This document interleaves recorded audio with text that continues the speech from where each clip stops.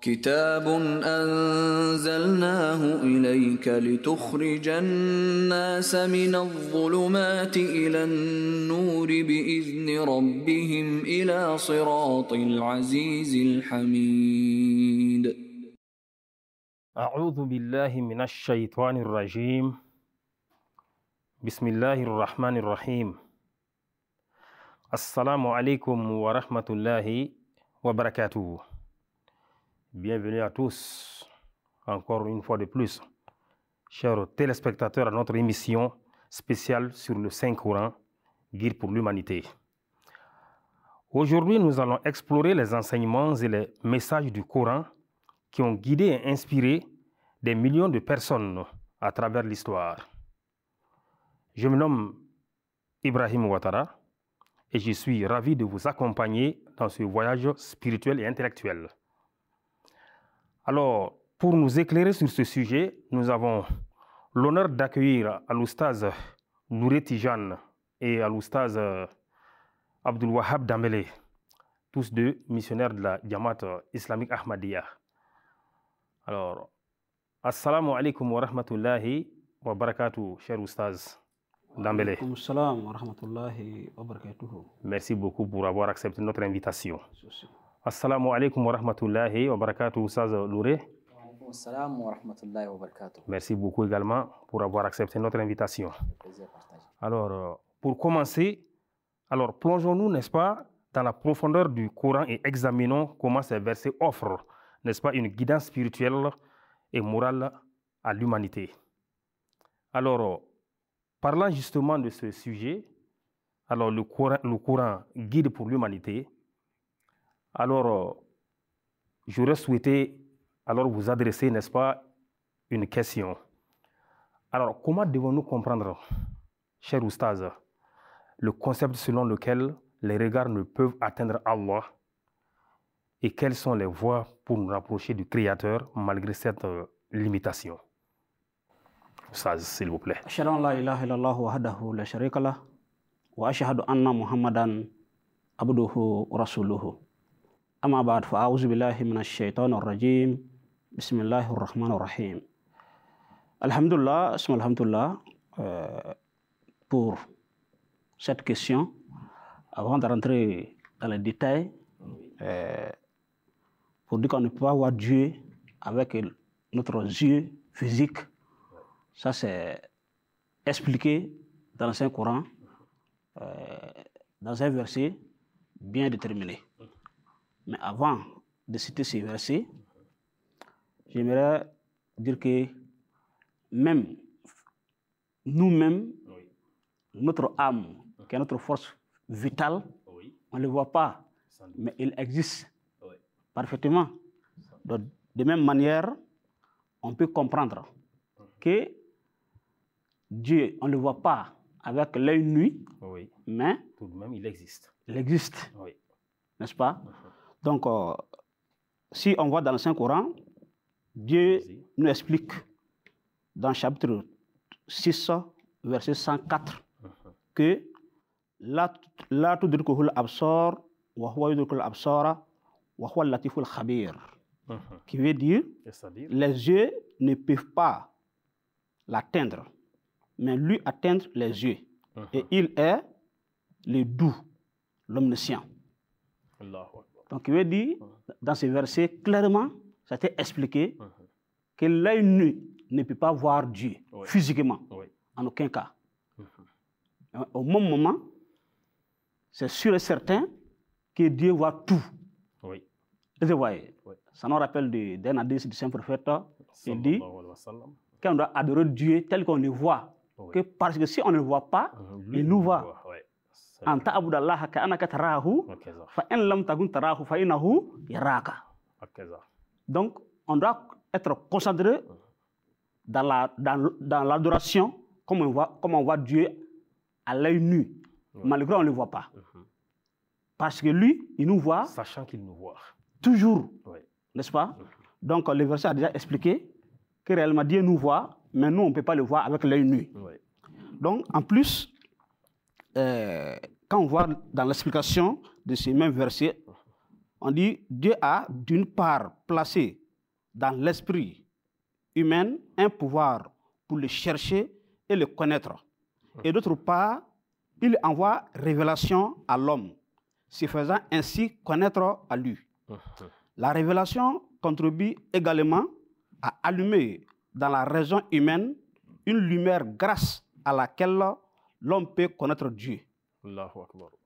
Donc ici, c'est vrai, on ne voit pas Dieu, Ouais. mais à chaque fois, La révélation peut être La révélation notre œil. est notre Qui intermédiaire puisse entre voir nous et Dieu. Ouais. Parce qu'il envoie des révélations à ses prophètes, Ouais. à ses messagers pour nous guider. C'est ça. Donc c'est vrai, on ne le voit pas. Ouais. Mais s'il y a communication entre nous, Ouais. donc ça suffit d'être avec Dieu au tout moment. Ouais. Parce qu'on est guidé par ces révélations. Ouais. N'est-ce Maintenant, pas? Voilà. Oustaz, comment est-ce qu'on peut, n'est-ce pas, atteindre Allah Oui, pour... on peut atteindre Pour Allah, qu'il nous mais pas guide. sur le plan physique. C'est ce qu'on est en train d'expliquer. Oui. Pas sur le plan physique, être avec Dieu côte à côte. Ça, c'est impossible. Ouais. Mais être avec lui sur le plan spirituel, c'est ce qui est possible. Ok. Et vous voyez, Ouais. mais pas avec l'œil nu L'œil et physique. corps physique. Ouais. Donc, c'est pourquoi, dans le même volet, on a des détails où c'est expliqué que lui-même s'approche de l'homme et se révèle à lui. C'est Dieu même Qui s'approche de l'homme. s'approche de l'homme de sa création. souvent Oui. à travers ses manifestations. Donc spirituellement. Oui, spirituellement toujours, Sans doute. pas côté physique, pas avec l'œil nu. Ouais. Et vous voyez. Donc c'est pourquoi, si on voit toujours dans le Saint-Coran, chapitre 7, verset 44, là-bas c'est expliqué que Alhamdulillahi lezi hadana li haza. Ça veut dire que louange à Allah qui nous a guidés à ceci. C'est-à-dire nous a guidés sur le bon chemin. Oui. C'est Dieu lui-même qui nous a guidés sur son chemin. Oui. Donc ça veut dire toujours on est avec lui et il nous guide sur le droit chemin. Et encore, ça a été dans un autre verset, que quant à ceux qui luttent pour notre cause, nous les guiderons, certes, sur nos chemins. Sans doute. Donc ça veut dire que ceux qui font des efforts supplémentaires, donc Dieu les guide sur son chemin, qui est le droit chemin. Donc si c'est expliqué déjà que Dieu nous guide sur son chemin, qui est le droit chemin, donc c'est vrai, on ne le voit pas physiquement avec l'œil nu, mais on le perçoit spirituellement. Spirituellement, il nous guide spirituellement aussi. C'est pourquoi, dès le début, on a expliqué que tant qu'il y a révélation entre l'homme et son créateur, c'est que déjà, ça suffit pour nous être en compagnie de Dieu sur le plan spirituel. Ok, Jazakumullah. Ahsanul Jaza, cher Oustaz. Donc, à travers votre explication, on peut comprendre effectivement que la révélation peut être représentée comme l'œil, effectivement, l'œil spirituel, là, n'est-ce pas, qui peut voir Dieu, si je puisse m'exprimer ainsi. Bien sûr. Merci beaucoup, merci beaucoup. Alors, pour revenir à notre cher missionnaire, à l'Oustaz Louré, voilà, Oustaz, comment le Coran aborde-t-il, n'est-ce pas, la question de l'exaucement des prières des non-musulmans par Allah le Tout-Puissant? أشهد أن لا إله إلا الله وحده لا شريك له وأشهد أن محمدا عبده ورسوله أما بعد فأعوذ بالله من الشيطان الرجيم بسم الله الرحمن الرحيم السلام عليكم ورحمة الله وبركاته الحمد لله رب العالمين. Vous savez, l'exaucement des prières donc chez les musulmans est un signe ou bien fait partie des preuves qui montrent que Allah subhanahu wa ta'ala existe. Donc, chez les musulmans, en ce qui concerne l'acceptation des prières, ça ne distingue pas, ça ne fait pas la différence entre les hommes. C'est-à-dire que si quelqu'un est musulman ou pas, Donc, pour dire que la personne peut... Sera exaucée. Selon qu'il soit musulman ou pas. Merci. Voilà, donc la personne sera exaucée parce qu'il est musulman ou bien ne sera pas exaucée parce qu'il n'est pas musulman. Non. Parce que si Allah n'accepte pas la prière de ceux qui ne sont pas des musulmans eux-mêmes, comment est-ce que ceux-là peuvent être convaincus vraiment que Dieu existe? Donc c'est pourquoi Allah dans le Coran, il dit « Wa qala rabbukum ud'uni astajib lakum » « Inna alladhina yastakbiruna an ibadatihi sayudkhiluna jahannama dakhirin » Donc, qui dit ceci, « Et votre Seigneur dit, appelez-moi, je vous répondrai. Ceux qui par orgueil refusent de m'adorer entreront bientôt dans l'enfer humilié. » Donc, ce qui veut dire, Allah subhanahu wa ta'ala a appelé les gens, ou bien les hommes ici en général, pas seulement les musulmans ou les non-musulmans, les croyants ou les non-croyants. Non, Allah subhanahu wa ta'ala a appelé tout le monde. Donc, de l'appeler, de l'invoquer. Et lui, Allah, il va accepter nos prières. Parce que nous, les musulmans, nous croyons que Allah est miséricordieux.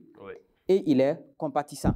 Donc, à travers ça, c'est à travers ces attributs-là, en manifestant ces attributs-là, que Allah subhanahu wa ta'ala accepte la prière de toute sa création parce qu'il est miséricordieux envers eux. Et aussi, les enseignements islamiques aussi nous démontrent, comme je l'ai dit, qu'à travers l'acceptation de la prière aussi, ça peut être comme des épreuves. Ça peut être comme des épreuves pour celui qui fait ces prières-là. Donc, pour l'éprouver, est-ce que cette personne-là sera reconnaissante envers Allah ou cette personne-là va vraiment tourner dos après que sa prière a été exaucée à celui qui l'a appelé au moment qu'il était en détresse. Et c'est qu'Allah subhanahu wa ta'ala a dit. Il dit, voyez les hommes, quand vous êtes en détresse, vous vous retournez vers Allah et vous l'appelez. Et celui-là, il accepte vos prières. Et après cela, vous lui tournez dos. Ça veut dire que c'est un signe ou bien c'est une épreuve pour nous. Voilà. Comme aussi, ça peut être aussi comme un moyen pour nous de comprendre ou bien d'accepter l'existence de Dieu et le chercher à l'atteindre, comme notre Oustaz vient de le développer. Et comme je l'ai dit, la prière, c'est un moyen de guidance. Allah subhanahu wa ta'ala dans le Coran, wa in yamsaska Allahu bidurrin fala kashifa lahu illa huwa wa in yuridka bi khairin fala radda li fadli yusibu bihi man yasha'u min ibadihi wa huwa al-ghafuru ar-rahim. Donc, et si Allah subhanahu wa ta'ala te fait du mal, personne ne peut te la lever à part lui. Et s'il veut du bien pour toi, personne ne peut repousser sa grâce. Donc ici, c'est pour dire qu'il y a deux sortes de mal, ou bien il y a deux sortes aussi de bien. Voilà. Donc il y a le bien de façon générale qu'Allah subhanahu wa ta'ala a décidé d'attribuer à ses créatures. Donc ces grâces-là, dont peut atteindre toute sa créature, que ce soit la personne croit en l'existence de Dieu ou il ne croit pas en l'existence de Dieu, il l'adore ou pas, donc cette grâce-là peut l'atteindre. Maintenant, il y a aussi une grâce spéciale. Voilà. Donc il y a aussi une grâce spéciale que c'est quand on évoque, ou bien c'est quand on cherche cette grâce-là que Allah subhanahu wa ta'ala nous accorde. Maintenant, le mal aussi, il y a aussi deux sortes. Il y a aussi de façon générale. Tu es croyant ou pas, donc ça peut t'atteindre. Et deuxième type, c'est quand, comment dirais-je, comment dirais-je, à travers toi-même tes actes, donc ce mal-là peut t'atteindre. Donc ce verset-là nous expose ces deux réalités-là. Et Allah subhanahu wa ta'ala en même temps nous enseigne dans le Coran comment il faut s'adresser à Allah, comment il faut prier Allah subhanahu wa ta'ala. Donc Allah dit « Qul ud'u Allaha aw ud'u ar-Rahmana ayyamma tad'u falahul asma'ul husna » Donc il dit invoquez Allah ou le miséricordieux. Voilà. Donc quel qu'en soit le nom que vous utilisez, ou bien les attributs que vous utilisez pour l'invoquer, Allah subhanahu wa ta'ala va exaucer ces prières-là. Les plus beaux noms l'appartiennent. Et ne lève pas trop, wala tajhar bi salatika wala tukhafit biha. Ne lève pas trop ta voix en l'invoquant, en le suppliant bien sûr, et ne baisse pas trop aussi ta voix. Donc ici le mot salat, le deuxième calife de la communauté musulmane Ahmadiyya, Hadrat Mirza Bashiruddin Mahmoud Ahmad, a dit as-salat, ça prend la prière de façon générale. As-salat, ça prend aussi la prière particulier qui est les doigts, comment dirais-je, les 5 prières quotidiennes. Les 5 prières quotidiennes. Donc, selon lui, ici, quand tu regardes le contexte, donc, as-salat, ici, ça parle de la prière en général, mais pas les 5 prières quotidiennes dont nous connaissons. Parce qu'il y a d'autres qui se basent sur ce verset-là pour dire non, on ne doit pas prier à voix basse ou à haute voix. Non, ce n'est pas ce qui est expliqué ici dans le Coran. Donc, quand tu rentres dans ces conditions-là et que tu invoques Allah subhanahu wa ta'ala, donc c'est sûr qu'Allah accepte ta prière. Maintenant, quand tu veux cette grâce spéciale maintenant de Dieu pour faire des miracles avec ta prière, pour que tes prières font des miracles auprès d'Allah ou bien devant les hommes, là, il faut aussi chercher cette grâce spéciale-là pour t'adhérer à ça et invoquer Allah. Allah va exaucer. Donc, c'est d'accepter Allah subhanahu wa ta'ala, d'adhérer à sa vraie religion. Allahu Akbar. Nous vous disons Jazakumullah, Hassan le Jaza.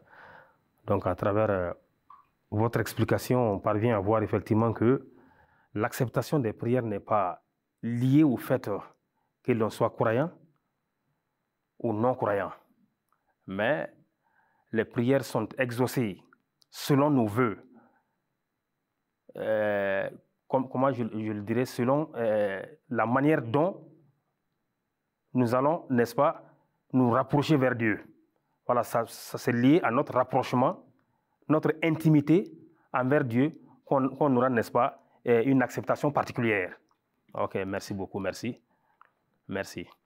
Ok, pour revenir maintenant à notre cher oustaz Abdul Wahab Dambélé. Oustaz, maintenant, comment concilier l'enseignement coranique de craindre l'enfer et de rechercher le paradis avec l'idée d'adorer Allah pour sa grandeur et son mérite, indépendamment, n'est-ce pas, de toute récompense ou châtiment? Comment cette perspective peut-elle enrichir la relation spirituelle des croyants avec leur Créateur? Alhamdulillah, alhamdulillah, en l'islam, l'idée d'adorer Allah, non pour le paradis ou la crainte de l'enfer, mais parce qu'il mérite toutes les louanges, est profondément ancrée dans la compréhension de la nature divine. Dès ici, on peut savoir que en théologie islamique, la croyance qui est là pour beaucoup de personnes, pour la majorité, comme l'adoration est faite pour la crainte de l'enfer et le désir du paradis, ça prouve que ça, ce n'est pas l'enseignement donné par le Saint Prophète ni par le Saint Coran. Parce que si jamais on adore Dieu par la crainte de l'enfer, c'est qu'on n'adore pas Dieu. On est en train d'adorer maintenant l'enfer. De même manière, si on adore Dieu pour chercher le paradis, pour le désir du paradis, donc l'adoration n'est pas faite pour Dieu, c'est plutôt pour le paradis. Mais ça ne veut pas dire que le paradis est faux, ni l'enfer. Ils ont leur place, mais secondaire. Et vous voyez. Donc déjà, ça nous prouve que l'adoration qui est demandée aux musulmans par le Saint Prophète, en disant par le Saint Coran, c'est l'adoration qu'on doit le faire pour Dieu uniquement. C'est pourquoi Allah dit dans le Saint Coran, chapitre 51, verset 57, que وَمَا خَلَقْتُ الْجِنَّ وَالْإِنسَ إِلَّا لِيَعْبُدُونِ, que je n'ai créé les djinns et les hommes que pour qu'ils m'adorent. Pour qu'ils m'adorent. C'est le but de la création de l'homme. De l'adoration uniquement pour Dieu. Pas pour la crainte de l'enfer, ni le désir du paradis. Non, du tout. Ça, c'est secondaire.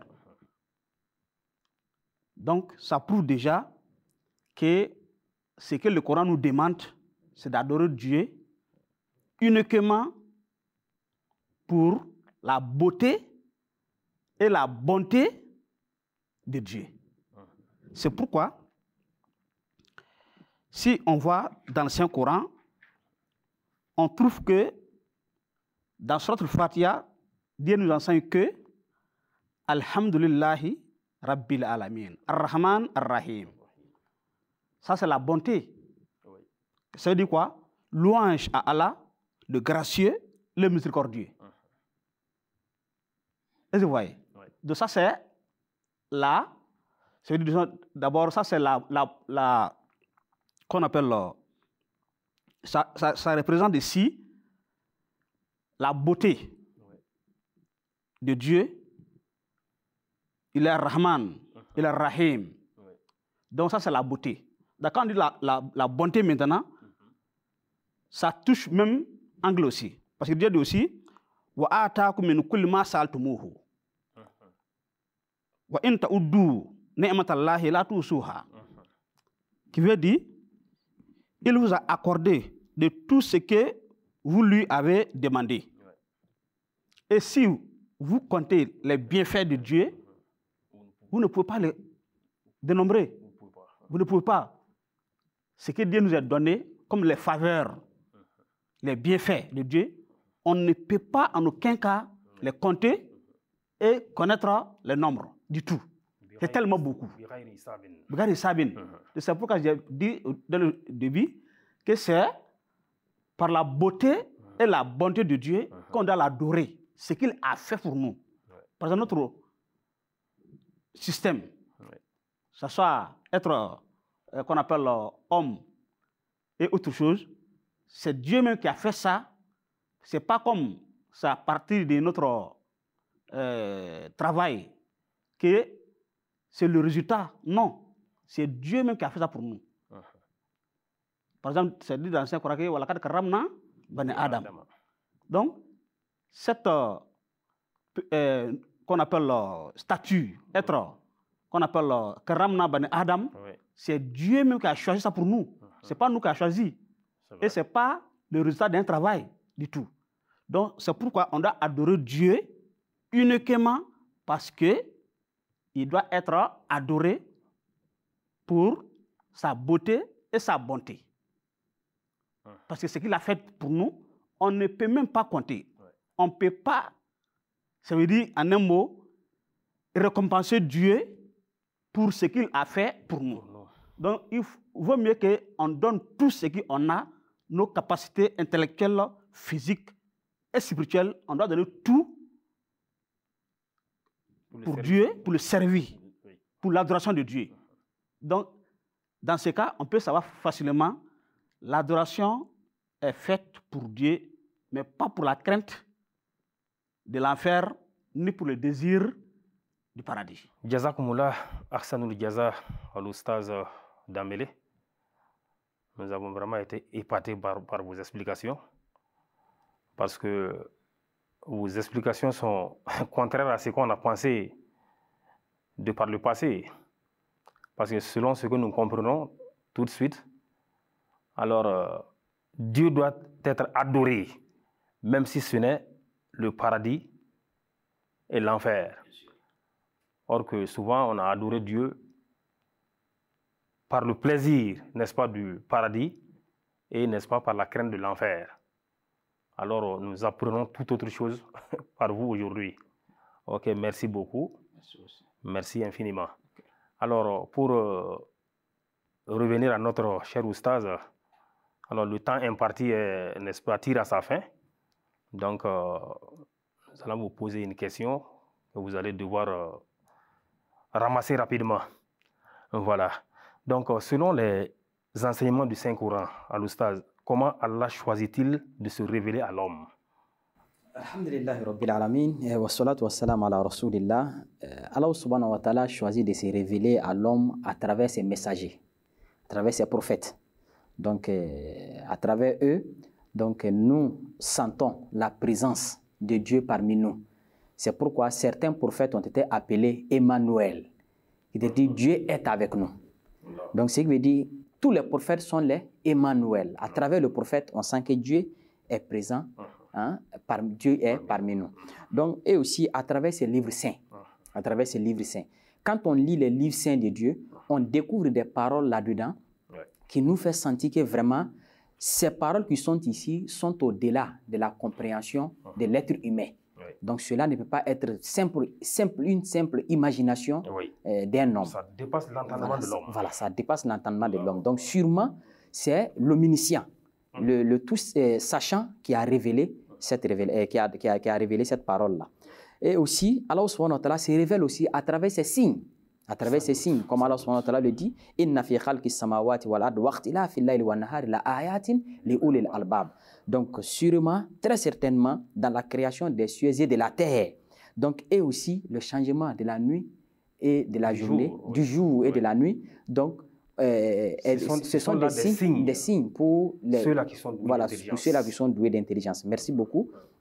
Donc ce qui veut dire, à travers les signes aussi, Dieu se révèle à nous. Et c'est à travers des signes que nous faisons tout ce que nous faisons aujourd'hui. Même si quelqu'un vient les cultiver, c'est avec des signes. Ah, maintenant, je dois commencer à me préparer. Donc, cela montre maintenant que c'est l'ivrainage qui est rentré. Il faut commencer ainsi de suite.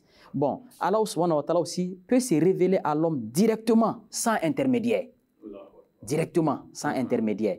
Donc, vous entendez des paroles et puis vous voyez aussi des choses. Donc, cela veut dire que Dieu peut se révéler directement. Mais souvent, c'est étape par étape. Quand vous suivez ces étapes-là, donc ces voies-là commencent à se dégager devant vous et un jour arrivera, donc vous resterez entre vous et Dieu. Donc là maintenant, vous n'avez plus besoin d'intermédiaire. Et c'est vous maintenant, Allah va choisir pour être un signe aussi pour guider les autres. Allahu Akbar. Merci beaucoup. On est vraiment épaté. Merci beaucoup. Merci beaucoup. Nous vous disons Jazakumullah. Ahsanul Jaza. Chers téléspectateurs, je vous rappelle que j'étais avec Al-Oustaz Louré Tijan et Al-Oustaz Dambélé qui nous ont beaucoup édifiés, n'est-ce pas, sur les profondeurs du Coran. Alors, nous sommes donc à la fin de notre émission. Alors, c'est avec un réel plaisir que je vous ai présenté cette émission. Et merci beaucoup pour votre participation, votre fidélité et au plaisir de vous rencontrer les prochaines fois pour d'autres émissions. Inch'Allah. D'ici là, portez-vous bien. Assalamu alaikum wa rahmatullahi wa barakatuh.